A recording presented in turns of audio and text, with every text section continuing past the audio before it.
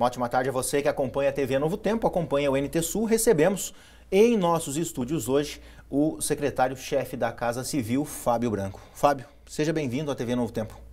Muito obrigado, agradecer a oportunidade. Seja aqui na TV, seja na cidade, eu já me sinto em casa. Algumas oportunidades que estive aqui e agora, em especial, pela primeira vez aqui, a oportunidade que está me dando.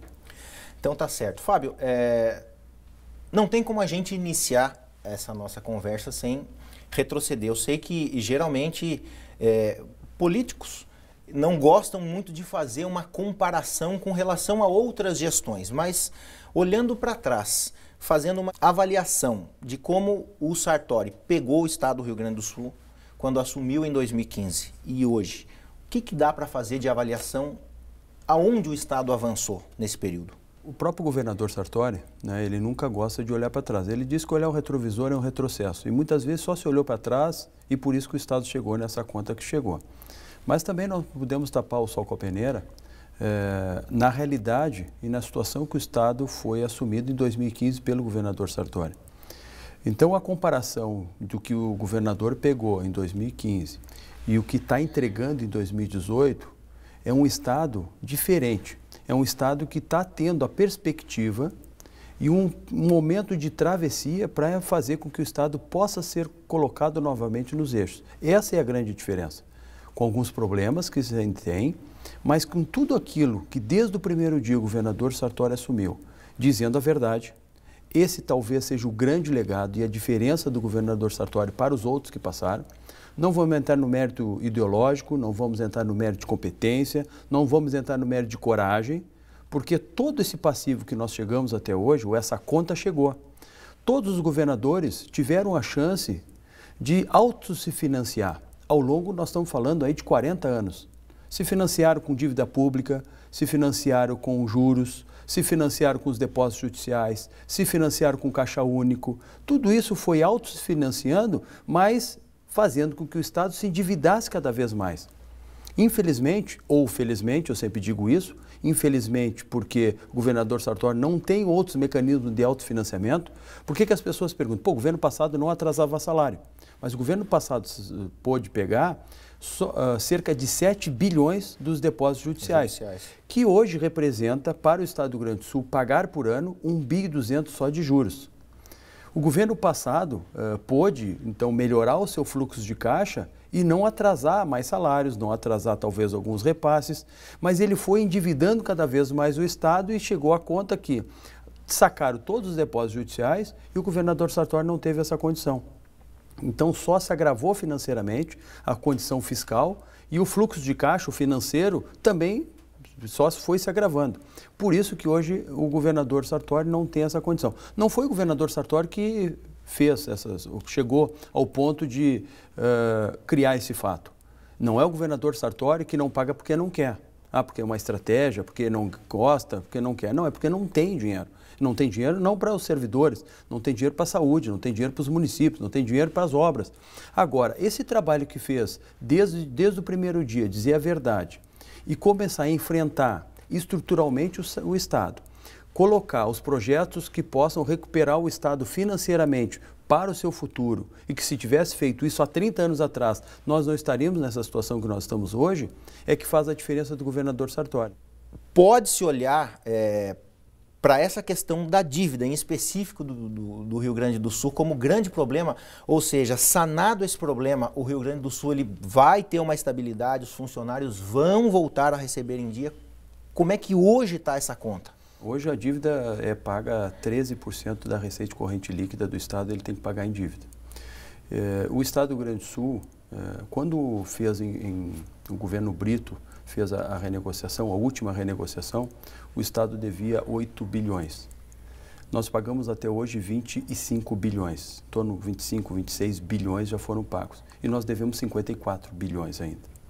Então é uma conta difícil de entender, mas que naquele momento era a única solução e que se não tivesse feito aquela renegociação, o agravamento do Estado tinha antecipado. Isso alongou o problema, por quê? Se tivesse feito essa renegociação da dívida e começasse a se preocupar com aquilo que estava hoje mais impactando, que era o déficit da Previdência, que eram os limites de gastos legais que precisam ser corrigidos e outros gastos que se entende que foram agravando a situação do Estado, hoje nós não estaríamos nessa realidade. O Estado já entrou na Justiça até discutindo esses indexadores dessa dívida, porque essa conta matemática que eu te apresentei, quando tu vai pelo aspecto lógico, nós já pagamos essa conta. Se nós tínhamos uma conta de 8, já pagamos 25, teoricamente nós já pagamos essa conta, mas isso está sendo discutido. E um diferencial que foi o governador Sartori que entrou e implementou, que é a diferença do juro simples e juro composto, né? Se é juro sobre juro, isso nós já perdemos na Justiça. Então isso já é pretérito, isso não tem mais discussão.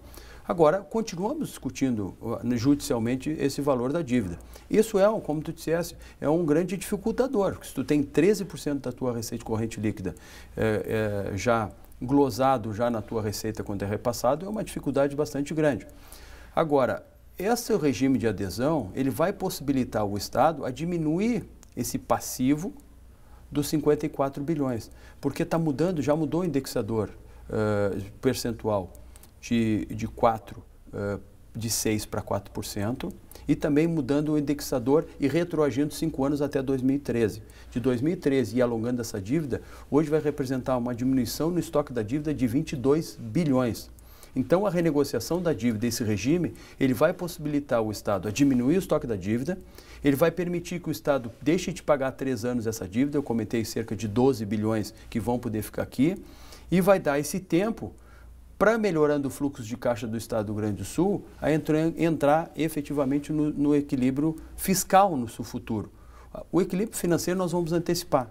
Com essas ações, das ações do Banrisul e as medidas que vão ser feitas, se nós formos bem-sucedidos nessa operação, que vai ser agora, no mês que vem, nós podemos garantir que já o fluxo de caixa vai melhorar muito e até mesmo a condição de não atrasar mais salário, de não atrasar mais repasses para os municípios, para os hospitais, para os convênios, para os contratos que o Estado tem, mas com essa preocupação. Nós só vamos conseguir fazer isso porque nós não vamos pagar a dívida por 3 anos. Essa questão das ações, da venda das ações do Banrisul, isso é uma ação, pode-se entender, definitiva, para que se consiga colocar os salários em dia? Só depende disso aí? É definitivo. Hoje, a curto prazo, só tem essa alternativa, só tem essa solução. Nós não temos a mínima possibilidade de qualquer outra alternativa até o final de 2018 de ter essa capacidade de voltar a pagar em dia os salários, porque o regime possibilita um financiamento, né? Ele flexibiliza hoje a capacidade de endividamento, então possibilitaria ter um novo financiamento. Mas isso não teria nem tempo hábil. Qualquer financiamento, quem está acostumado aí no poder público, leva-se um trâmite aí de mínimo de 12 meses. Já estaria extrapolando o período de 2018, então nós não temos plano B, nós temos só 2 alternativas, não pagar dívida e essa operação ser bem sucedida, para que não só efetivamente os servidores, que eu acho que é emblemático, é importante, por mais eu entendo isso quando tu colocas que o pessoal já está acostumado, mas o governador não está contente com isso. Ele entende que o pagamento em dia é dignidade ao servidor, é uma obrigação de quem contrata, que é o contratante, e é um esforço diário, né, para que a gente possa encontrar mecanismos. Esses valores que vão entrar para o governo do Estado, eles vão ser suficientes para o governador terminar o mandato dele sem parcelar salário mais? Sim. Isso é uma questão definitiva e pontual? Definitiva. Definitiva, é possível fazer isso e também até investimentos importantes. O porquê de algumas medidas como essa da venda das ações não serem tomadas antes, já que esse ano é um ano eleitoral e pode soar para as pessoas que isso é uma medida eleitoreira. Também não se fala, claro, que o candidato Sartori, que o governador Sartori seja candidato à reeleição. Mas o porquê dessas decisões serem tomadas agora, nesse momento? As ações é meramente mercado. Tanto é que eu quero dizer mercado, quando nós estávamos falando isso há 3 anos atrás, há 2 anos atrás, nós estamos mergulhados na maior crise que nós estávamos conversando na história. Também não vamos torrar patrimônio. Se hoje as ações aí do Banrisul, patrimônio líquido, né, de cada ação, ela está em torno de R$17, um pouquinho mais, um pouquinho menos. Se tu pegar essas ações há 2 anos atrás, ela teve em R$5. Então, tu vendendo as ações, tu não ia resolver o problema. Então, é mercado, é momento, é criatividade e é decisão. A decisão agora é que a economia está reagindo, as ações reagiram, melhorou o preço e é esse o momento de vender. O fato do governador Sartori ser do mesmo partido do presidente da República, ou seja, existe um alinhamento político e ideológico, né, entre eles, não poderia ser um facilitador nessa questão da dívida, olhando pelo seguinte lado: se concede esse lapso, né, de 3 anos, que é um desafogo para o Estado, porém, em contrapartida, algumas empresas que dão lucro para o Rio Grande do Sul, elas passam por uma privatização. Como é que vocês entendem? Porque dar ou vender ou privatizar algo que dá lucro para o Estado, isso aí não poderia ser um tiro no pé do governo? Não poderia deixar uma marca negativa para o governo Sartori? Primeiro que todas as 3 que nós estamos discutindo, nenhuma delas dá lucro. Uma que dá lucro, e eu posso dizer isso, que é a Sulgás só. A CE também está, hoje, ela tem uma dívida consolidada de 3 bilhões. Ela não vale isso que ela tem. A própria CRM também, ela só tem um cliente, que é a CGTE, modificou o contrato, hoje ela tem um déficit hoje, anual aí de cerca de 20 milhões que ela tem de déficit mensal. E a Sulgás, que tem que ela é superavitária, mas ela tem uma defasagem de investimento. Nós hoje temos gargalo de atendimento e de oferta de gás no estado do Rio Grande do Sul por não ter capacidade de investimentos. Então é uma falsa ideia que é uma empresa que dá lucro. O Rio Grande do Sul tem um histórico de não reeleger.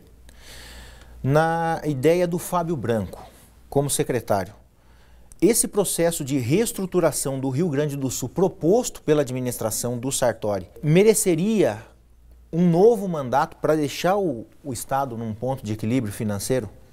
Não entrando no mérito eleitoral, o projeto, o conceito precisa ter continuidade. Se o governador definir e decidir concorrer, porque ele evita falar isso, ele disse que se ele falar em eleição, talvez ele não consiga tomar as medidas que precisam ser tomadas, então ele vai falar na eleição no momento que ele entenda importante e até legalmente precisa ser tomado. Se ele também daqui a um pouco decidir a não concorrer, eu não tenho dúvida, eu posso dizer, aí é eu, Fábio, não tenho dúvida que é necessário que o processo e o seu conceito tenha continuidade. Você disse que não foi comentado, ou se não é comentado entre vocês, entre o governador Sartori, a questão de reeleição, né? Porém, a gente passa por um período eleitoral esse ano e é inevitável que o MDB tenha algum nome de referência, seja o Sartori ou outra pessoa. O partido hoje tem, caso não seja a figura do governador José Ivo Sartori, candidato à reeleição, ele tem hoje alguém com capacidade para gerir esse estado e tocar esse projeto adiante? Como partidário, eu posso dizer que nós não teremos o plano B. Nós respeitamos o governador, né? Eu acho que, como disse, que está numa administração dura, né? Mas conseguindo levar à frente e já começando a dar resultados. E no seu momento certo, no seu momento oportuno, ele vai poder fazer a sua opção. Fábio, caminhando para o final, você sai da Casa Civil agora dia 6 de abril, é pré-candidato a deputado estadual? Eu sou pré-candidato a deputado estadual, como comentei, até por aspecto legal, estou saindo da Casa Civil por esta condição